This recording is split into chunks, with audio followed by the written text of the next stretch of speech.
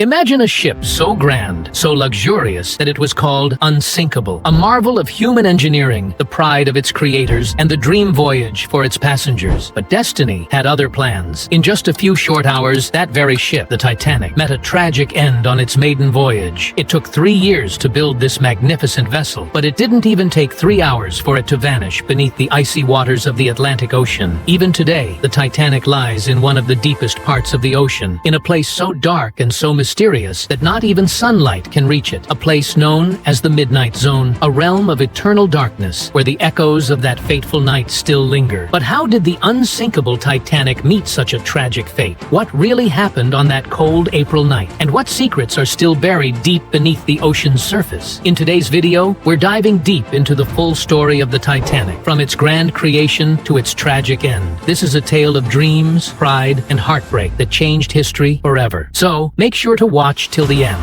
because this is a story you won't forget. I am Mr. Bill, and you're watching your own channel, Mr. Incredible.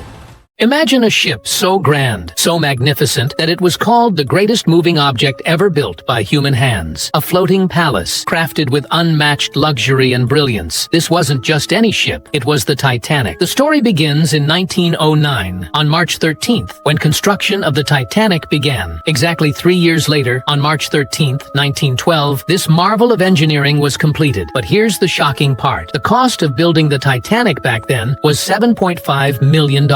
Which today would be worth over $302 million.